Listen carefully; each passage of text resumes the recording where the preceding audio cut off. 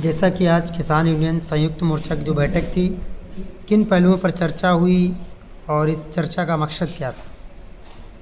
सबसे बड़ा जो मुद्दा है फर्रुखाबाद ज़िले के किसान नेताओं का वो ये है कि प्रशासन जो ज़िले का है वो किसान नेताओं को दबाने का कार्य कर रहा है इस टाइम। जैसे किसी किसान नेता ने किसी भ्रष्टाचार के खिलाफ अगर कोई आवाज़ उठाई तो प्रशासन उसे दबाने का कार्य करता है, उसे मुकदमे लिखने का कार्य करता है, ना कि उसकी समस्या सुलझाने का कार्य करता है। तो इन्हीं सब समस्याओं को लेके हम लोगों ने आपस में एक सभी जिलाध्यक्षों को बुलाकर आज एक समीक्षा बैठक रखी है कि इस चीज़ का तोड़ कैसे निकाला जाए। तो उसका तोड़ हमने इसलिए निकाला है कि अगर कोई जिलाध्यक्ष किसी मुद्दे को लेकर आंदोलन छेड़ता है और प्रशासन उसे नाजायज़ तरीके से दबाता है, उस पर गलत तरीके से मुकदमे लिखता है, तो एक संयुक्त मोर्चा का गठन करेंगे और सभी जिलाध्यक्ष उस जिलाध्यक्ष के हक के लिए लड़ाई लड़ेंगे ताकि उसे दबाया जा सके। जैसे कि बीते दिनों में जैसा छात्रों का आंदोलन चल रहा है जंतर मंतर पे और लाठी चार्ज हुआ, तो उसको आप किस तरीके से, किस नज़रिए से देखते हैं? ये बहुत निंदनीय घटना है।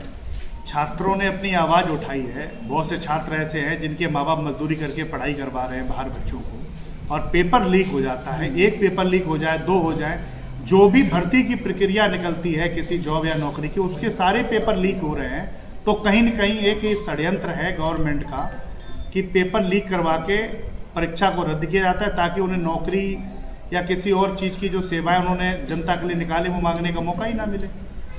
जैसा कि आज शिक्षा मंत्री धर्मेंद्र प्रधान जी का इस्तीफा हुआ और छात्रों का आंदोलन सफल हुआ, तो इस पर क्या कहेंगे, क्या प्रतिक्रिया हुई? धर्मेंद्र जी को इस्तीफा तो पहले दिन ही दे देना चाहिए जब पेपर लीक हुए थे। बात यहाँ तक पहुँचती ही नहीं है। और जब छात्रों ने एकत्र होकर इस आंदोलन को लड़ा, उसमें कई ऐसे घिनौने काम भी प्रशासन द्वारा किए गए। आरएसएस के लोगों ने महिलाओं पे, लेडीज़ों पे लाठियाँ चलाई, उनसे अभद्र व्यवहार किया, उनके अंगों को छुआ। प्रशासन ने किसके कहने पे किया? ये सब सरकार के कहने पे किया। आरएसएस के लोग भी थे उसमें। आधी सरकार तो आरएसएस ही चला रही है। भाई सिविल ड्रेस में आपको लाठी चार्ज करने की क्या जरूरत है? आप कौन हो? जिनके वर्दी पे नेम प्लेट नहीं थी, उनका ये नहीं पता वो अधिकारी हैं क्या है, क्या नहीं, गुंडे हैं क्या है। जहाँ तक कि सरकार ने आंदोलन को दबाने की पूरी कोशिश की, लेकिन छात्रों ने डट के उसका मुकाबला किया। चोटें सही, लोग, छात्रों की दुर्घटनाएं भी, उनके साथ अभद्रता भी हुई, फिर भी वो अपने मौके से डिगे नहीं। बहुत बड़ी जीत है भ्रष्टाचार के खिलाफ छात्रों की। और आने वाले टाइम में अगर सरकार नहीं सुधरी तो यही छात्र उनको कुर्सी से उतारने का काम भी करेंगे। अच्छा, क्या संयुक्त किसान जो मोर्चा आप लोगों ने बनाया है जी, क्या ये बड़े आंदोलन की तैयारी कर रहा है क्या? संयुक्त किसान मोर्चा इसलिए गठित किया गया है कि अगर किसानों की ज़िले की समस्याएं जो भी जिलाध्यक्ष उठाता है वो हल नहीं होती हैं, तो एक बड़ा आंदोलन हम लोग मिलके करेंगे शांतिपूर्वक, जिसकी जिम्मेदारी आने वाले टाइम में फर्रुखाबाद प्रशासन की होगी। बहुत जैसा कि सर आज संयुक्त किसान यूनियन संयुक्त मोर्चे की जो बैठक हुई, किन बिंदुओं पर हुई और क्या चर्चा हुई सर? देखिए, ये प्रारंभिक बैठक है क्योंकि संयुक्त मोर्चा का गठन करना अति आवश्यक है।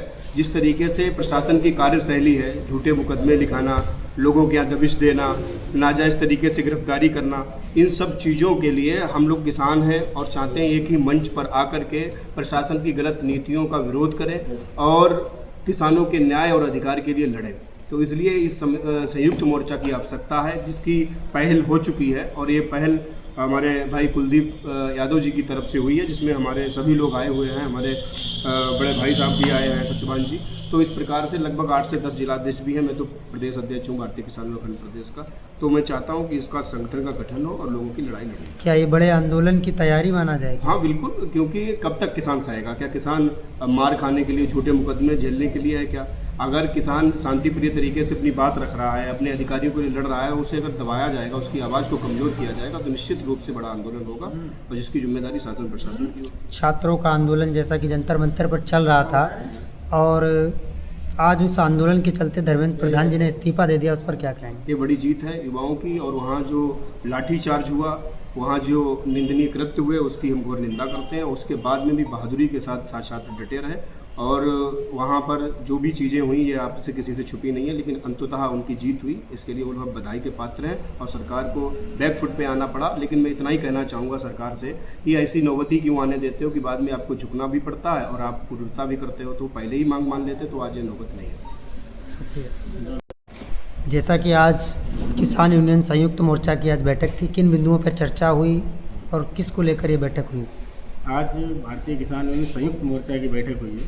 इसमें 8-10 जिला अध्यक्ष जो अलग अलग यूनियन पदाधिकारी थे वो आए हुए हैं। तो हम लोगों की आज समीक्षा बैठक सिर्फ जो संयुक्त मोर्चा का गठन करने की आज बैठक हुई थी, इसमें जितने अन्य समस्याएं हैं जो किसानों के प्रति गलत तरीके से जो व्यवहार किया जा रहा है प्रशासन द्वारा, या किसानों को गलत मुकदमे लगवाए जा रहे हैं पदाधिकारियों पे, पता चला हाउस अरेस्ट कर ले रहे हैं पुलिस प्रशासन द्वारा, तो उनको लेके संयुक्त मोर्चा हम लोगों ने गठन किया है। तो उससे किसी पदाधिकारी को कोई तकलीफ ना हो, उसके लिए हम सब लोग इकट्ठा होकर एक दूसरे का सहयोग करेंगे।